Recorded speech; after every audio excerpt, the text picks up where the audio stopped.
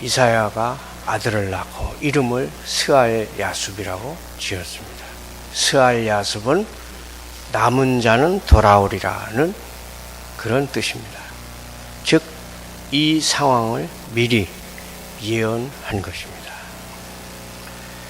이 본문에 보면은 진노 중에도 긍휼과 자비를 잊지 않으시는 하나님의 모습을 보여줍니다. 또한 아수르는 아시리아를 말합니다. 아수르에 대한 하나님의 진노는 교만한 자를 다루시는 하나님의 방법을 보여줍니다. 이사야 선지자는 아수르 왕을 시켜서 유대 땅을 침략하게 하심으로써 주께서 주의 일을 시온산과 예루살렘에서 다 행하실 것이라고 10장 12절에 말했습니다. 이사야 선지자는 유다 스스로 안전을 꾀하는 모든 조치를 하나님이 단연코 거부하신다고 말합니다. 곧 자신의 성전이 있는 시온산을 아무도 손대지 못하도록 하나님이 몸소 돌보시리라고 하는 것입니다. 그래서 하나님의 백성은 마침내 쓸데없는 동맹 정책에 끼어들지 말고 하나님의 약속의 말씀을 신뢰하는 가운데 조용히 기다리며 하나님이 행동하시게 맡겨야 합니다. 수리아와 북이스라엘이 유다를 억지로 반아수르 동맹에 가담시키려고 했다가 수리아 에브라임 전쟁이 이런 믿음을 시험해보는 첫 기회가 되었습니다. 수리아와 북이스라엘은 유다 바로 옆에 있는, 이스라엘은 북쪽에 있고 수리아는 바로 동쪽에 이웃하고 있는 강대한 국가였습니다. 그들은 아수르가 강대국이 새로 등장하자 유다까지 포함시켜서 반아수르 동맹을 결성하고자 했습니다. 그러나 유다는 거기에 들어가지 않고 오히려 아수르의 편에 붙는 것이 더 낫다고 그렇게 생각을 했습니다. 그래서 오히려 아수르에게 도움을 청하고 그러한 수리아와 이스라엘의 동맹에 가담하지 않았습니다. 그래서 오히려 이제 에브라임과 곧 이스라엘과 수리아가 유다를 침략하게 됩니다. 그러나 유다 왕은 하나님을 신뢰하지 않고 오히려 아수르 사람들에게 도움을 요청하게 됩니다. 그런데 이사야 선지자는 아수르 사람들이 결코 도와주는 자로만 오는 것은 아니라는 것을 예언을 했습니다. 이제 이사야의 활동이 끝날 무렵에는 이와 정반대되는 상황이 벌어졌습니다. 그동안 수리아와 북이스라엘이 유다를 포위하고 자기네들 편에 서도록 전쟁을 걸어왔는데 이제는 오히려 그들은 아수르에게 제압당하고 이제 온 유다는 다시 아수르 사람들의 손아귀에 들어가고 예루살렘까지 아수르 군대에 포위된 것이었습니다. 이제 유다 왕에게는 불가피하게 하나님의 도우심을 바라는 것 말고는 다른 길이 없었습니다. 예루살렘은 이제 마지막 순간에 구원을 받습니다. 아수르는 이사야 선지자가 예언을 선포할 당시 곧 주전 700년에서 720년 그 사이에 고대 근동 지방에서 가장 강한 국력을 자랑했습니다. 그리고 약 100여 년이 지난 주전 605년에 완전히 멸망하게 됩니다. 이사야는 10장 16절에서 19절에 아수르의 멸망을 예언하고 있습니다. 이와 같은 아수르의 멸망은 아수르가 스스로 자신의 총명을 자랑하며 교만해하던 시절과는 뚜렷한 대조를 보이고 있습니다. 10장 13절을 같이 한번 보시겠습니다. 13절과 14절입니다. 그의 말에, 이것은 아수르 왕의 말입니다. 나는 내 손의 힘과 내 지혜로 이 일을 행하였나니 나는 총명한 자라. 열국의 경계선을 걷어치웠고 그들의 재물을 약탈하였으며 또 용감한 자처럼 위에 거주한 자들을 낮추었으며 내 손으로 열국의 재물을 얻은 것은 새 보금자리를 얻음 같고 온 세계를 얻은 것은 내버린 알을 주움 같았으나 날개를 치거나 입을 벌리거나 지저귀는 것이 하나도 없었다 하는도다. 즉 자기가 강력한 군대를 동원해서 세계를 정복하는 것은 그야말로 새 알을 쉽게 얻음과 같고 그야말로 어느 누구도 날개치거나 입을 벌리거나 즉 자기에게 제대로 저항하는 나라는 아무도 없었다고 하는 것입니다. 그렇게 교만하던 시절과 이제 100여 년 후에 결국 아수르의 멸망은 큰 대조를 이루고 있습니다. 첫 번째로 20절에서 23절은 이제 그 주제가 남은 자는 돌아오리라는 것입니다. 이스라엘 백성이 바다의 모래같이 무수히 많았고 눈에 보이는 교회의 지체들이 무수하게 많지만 오직 남은 자만이 구원을 받고 부르심받은 수많은 자들 중에서 오직 소수만이 택함을 받게 될 것입니다. 이 이스라엘의 남은 자는 야곱 족속의 피난한 자들, 너나 할 것 없이 배교하던 시절에 야곱의 집의 타락을 피해서 자신의 온전한 신앙을 지켰던 자들로 묘사됩니다. 이제 이 남은 자는 육체의 팔에 의지했던 모든 것으로부터 벗어나게 될 것이고 이 섭리의 일을 통해서 피조물을 즉 다른 나라들을 의지했던 것으로부터 치유를 받게 될 것입니다. 그들은 다시는 자기를 친 자 곧 아수르를 의지하지 아니하게 될 것이다. 그들은 아수르 군대가 그들의 최악의 원수들이라는 것을 뒤늦게 깨닫고서 다시는 이전처럼 다른 원수들을 막기 위해서 아수르 군대에게 도움을 청하거나 의지하지 않게 될 것이다 라는 것입니다. 이것은 아수르 군대를 의지하는 것은 마치 늑대를 막기 위해서 호랑이를 불러들인 것과 같은 것이었습니다. 이제 사람들은 고생할수록 조심성을 배우게 됩니다. 우리가 아수르의 구원을 의지하지 아니하오리다 하는 것은 하나님께로 돌아온 백성이 한 약속 중에 하나였습니다. 우리는 고난을 통해서 이제 사람들을, 나라들을, 피조물들을 의지해서는 안 된다는 것을 배우게 됩니다. 호세아 14장 3절은 이렇게 말합니다. 우리가 아수르의 구원을 의지하지 아니하며 말을 타지 아니하며, 말을 타지 아니한다는 말은 말로 움직이는 병거를 의지하지 않겠다는 말입니다. 다시는 우리의 손으로 만든 것을 향하여 너희는 우리의 신이라 하지 아니하오리니, 즉 우상을 더 이상 섬기지 않겠다는 말입니다. 이는 고아가 주로 말미암아 긍휼을 얻을 얻음이니이다.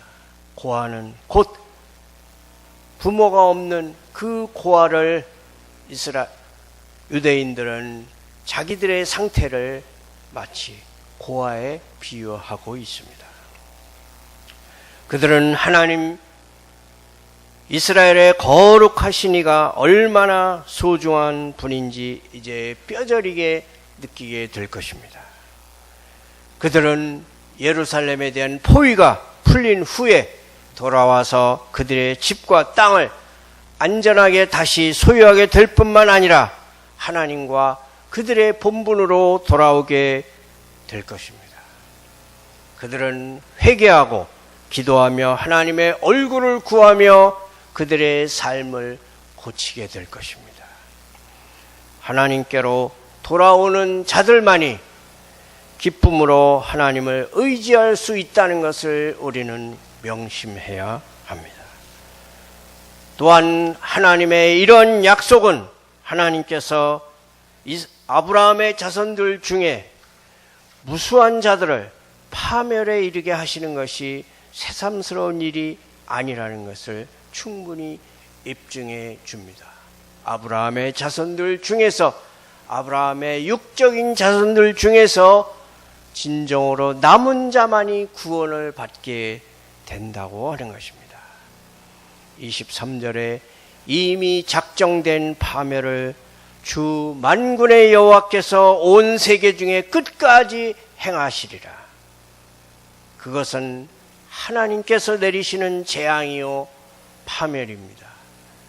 그것은 이미 작정되었습니다. 그것은 갑작스러운 결심의 산물이 아니라 이전에 이미 결정되었고 정해져 있던 것이었습니다. 그 파멸이 언제까지 지속될 것인지, 그 파멸에 의해서 누가 멸망을 당하고 누가 그렇게 되지 않을지도 구체적으로 정해져 있었습니다. 그것은 넘치는 파멸이 될 것이기 때문에 이 땅에 흘러넘쳐서 거센 물살처럼 그 앞에 있는 모든 것을 다 휩쓸어 가 버릴 것입니다. 그것은 흘러넘칠 것이지만 결코 제멋대로가 아니라 공의로 흘러넘칠 것입니다. 이것은 파멸이 하나님의 지혜와 공평 가운데 행해지리라는 것을 의미합니다. 두 번째로 24절에서 27절까지는 두려워하지 말라고 하는 것입니다. 이사야 선지자는 아수르의 침략이 하나님을 노하게 한 백성이었던 위선자들에게는 공포가 될 것이라고 말하였지만, 여기에서는 하나님의 백성이었던 남은 자들, 진실한 자들에게 위로를 전합니다. 심판은 불신자들에게, 육적으로는 유대인이었으나 아브라함의 육적인 자손들이었으나 믿음이 없는 불신자들 때문에 보내진 것이었고, 구원은 남은 자들, 진실한 믿음이 있는 자들을 위하여 베풀어지는 것이었습니다.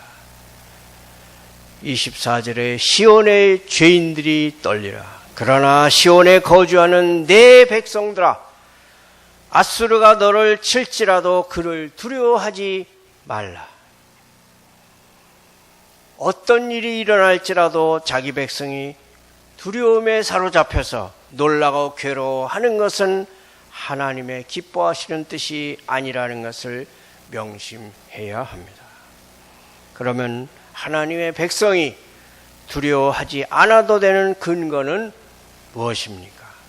하나는 아수르는 하나님이 행하라고 정해주신 것 외에는 하나님의 백성에 대하여 그 어떤 해도 끼칠 수 없을 것이기 때문입니다.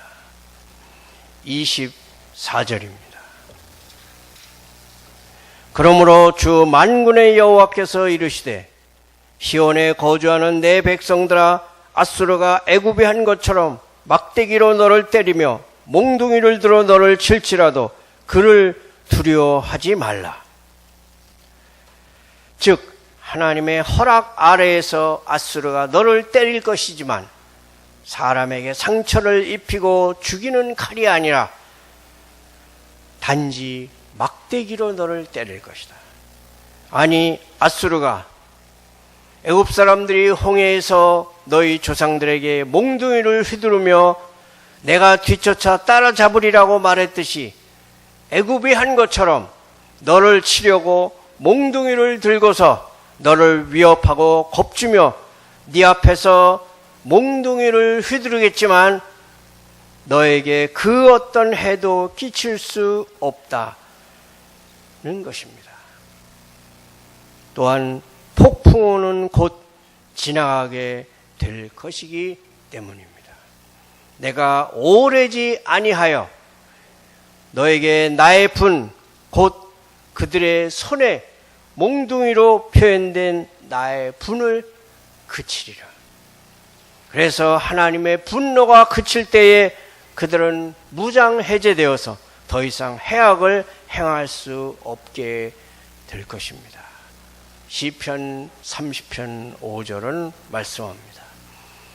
그의 노염은 잠깐이요 그의 은총은 평생이로다. 저녁에는 울음이 깃들일지라도 아침에는 기쁨이 오리로다. 하나님께서는 그들을 위협한 원수에게 또한 그 책임을 물으실 것이기 때문입니다. 하나님께서 그의 분노를 이스라엘에게서 돌이키실 때 그 분노는 앗수르를 향하게 될 것입니다. 하나님은 시온을 치시려고 징계하시려고 막대기를 드셨지만 앗수르를 치실 때에는 채찍을 드실 것입니다. 앗수르는 하나님의 백성에게 공포의 대상이었지만 하나님은 앗수르에게 공포의 대상이 될 것입니다. 멸망의 천사가 앗수르를 치는 채찍이 될 것이기 때문에 앗수르는 도망치지도 못하고 맞서 싸우지도 못할 것입니다. 이제 선지자는 하나님의 백성을 격려하기 위해서 선례들을 인용하면서 하나님께서 예전에 강하고 두려운 원수들을 쳐서 멸망시키신 일들을 그에게 상기시키십니다. 하나님께서 이스라엘의 민족 형성에 지대한 영향을 끼친 대표적인 두 사건, 곧 하나는 기드온과 그의 300명 군사들을 통해서 오랫바위에서 미디안 왕을 죽이고 미디안 군을 전멸시킨 사건과 또 하나는 출애굽의 홍해 사건을 언급하시면서 과거에 그와 같이 이스라엘을 구원하셨듯이 지금도 유다를 반드시 구원하실 것이라는 확신을 주신 것입니다. 이제 세 번째로 28절에서 34절의 주제는 앗수르의 두려운 모습과 그의 패망입니다. 앗수르 군대가 얼마나 무시무시했고 얼마나 저돌적이고 위협적인 모습으로 등장했는지 모릅니다. 여기에는 앗수르 왕 사네립이 이끈 군대가 어느 길을 따라서 신속하게 진군하였는지에 대한 구체적인 설명이 나옵니다. 선지자는 가나안의 12성읍을 이제 나열하고 있습니다. 나열 순서를 살펴보면 북쪽에서부터 점점 예루살렘으로 가까워지는 것을 알 수 있습니다. 지금으로부터 2700여 년 전의 일입니다. 28절에 그가 아야사에 이르러 앗수르는 그 왕 사네립은 주전 701년에 예루살렘을 침공한 앗수르 왕 사네립입니다. 믹마스에 그의 장비를 두고, 믹마스는 예루살렘 동북쪽 12km 지점에 있는 도시인데 아수르 군대에 병참 시설을 두었던 것 같습니다. 29절에 게바에서 유숙함에 라마는 떨고 사울의 기부하는 도망하도다. 게바는 예루살렘 북동쪽으로 10km, 라마는 8km, 사울의 고향 기부하는 3km 떨어져 있는 성읍입니다. 이것은 아수르 군대가 점점 더 예루살렘에 가까이 옴으로 말미암아 유다 백성 전체가 두려움과 공포에 휩싸이게 된 것을 보여줍니다. 예루살렘을 방어해야 할 성읍이 저항하거나 싸우지 않고 비었다는 것은 아수르 군대가 유다인들이 저항하고 맞설 생각을 아예 포기할 만큼 강하고 파괴적이었던 것처럼 보입니다. 승리할 가능성이 전혀 없었기에 목숨을 구하기 위하여 성읍을 버리고 도망칠 수밖에 없었습니다. 그들은 대부분 예루살렘 성 안으로 도피하였습니다. 어떤 성읍도 그들을 멈추게 하지 못했습니다. 오직 하나님만이 그들을 멈추게 할 수 있었습니다. 아수르 군대가 예루살렘 코앞으로 들이닥쳐서 거대한 숲과 같이 예루살렘을 둘러싸고 있지만 하나님은 쇠로 숲을 베어버리는 것처럼 그들을 베어버리겠다고 말씀하십니다. 34절을 보겠습니다. 쇠로 그 빽빽한 숲을 베시리니 레바논이 권능 있는 자에게 배임을 당하리라. 34절의 빽빽한 숲과 레바논은 동일한 의미의 말입니다.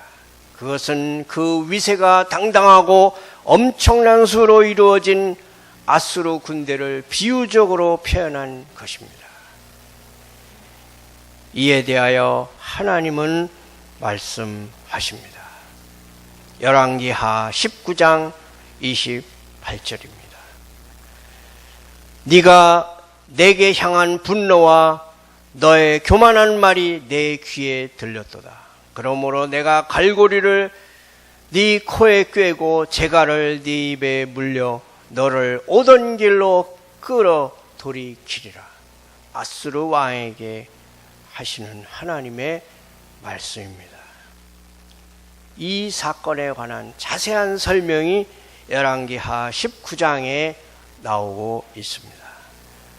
실제로 주전 701년 아수르 왕 사네립이 대군을 이끌고 자그마치 18만 5천 명이라는 대군을 이끌고 유다를 침공했다가 하나님의 치심으로 멸망의 천사가 치심으로 18만 5천 명이라는 엄청난 희생자만 내고 결국 니느웨로 돌아갈 수밖에 없었습니다. 그리고 사네립은 얼마 지나지 않아서 아들들의 모반으로 말미암아 죽게 됩니다. 그 뒤로 아수르는 연속되는 내란으로 국력이 급격히 쇠퇴하여 결국 주전 605년 바벨론에 의해서 완전히 멸망하게 됩니다. 결론적으로 말씀드립니다. 하나님은 진노 중에도 당신의 백성을 향한 하나님의 은혜를 거두지 않으신다는 것입니다. 상한 갈대를 꺾지 않으시고 꺼져가는 심지도 끄지 않으시는 하나님의 긍휼은 남은 자들이 돌아오는 것으로 나타납니다. 그리고 강력한 대적 아수르 군대를 친히 물리치시고 예루살렘을 구하시는 손길로 드러납니다. 이사야의 예언을 통해 우리는 하나님의 마음을 알게 됩니다. 우리를 향한 하나님의 징계는 멸망이 아니라 회복을 목적으로 한다는 것입니다. 그러므로 어떤 상황에서도 자신의 죄를 철저히 회개하며 하나님의 변함없는 사랑과 신실하신 은혜를 의지하고 기대해야 합니다. 돌아온 남은 자에게 하나님은 말씀하십니다. 호세아 14장 4절에서 7절입니다. 호세아 14, 1268쪽입니다. 호세아 14장 4절과 7절을 제가 봉독하겠습니다. 1268쪽 호세아 14장 4절에서 7절입니다. 내가 그들의 반역을 고치고 기쁘게 그들을 사랑하리니 나의 진노가 그에게서 떠났음이니라. 내가 이스라엘에게 이슬과 같으리니 그가 백합화같이 피겠고 레바논 백향목같이 뿌리가 박힐 것이라. 그의 가지는 퍼지며 그의 아름다움은 감람나무와 같고 그의 향기는 레바논 백향목 같으리니 그 그늘 아래에 거주하는 자가 돌아올지라. 그들이 곡식같이 풍성할 것이며 포도나무같이 꽃이 필 것이며 그 향기는 레바논의 포도주같이 되리라. 진노 중에도 우리를 긍휼히 여기시고 자비를 베푸시는 하나님. 하나님이 허락하시는 진노와 고난에는 뜻이 있습니다. 그래서 훌륭한 신앙인들은 고난은 변장된 축복이라는 말을 했습니다. 우리는 고난을 통해서 사람을 의지하지 않고 오직 하나님을 의지하도록 이끄심을 발견하게 됩니다. 남은 자는 이스라엘의 거룩하시니 여호와를 진실하게 의지하리라는 이 말씀이 우리 모두에게 이루어지기를 축원합니다.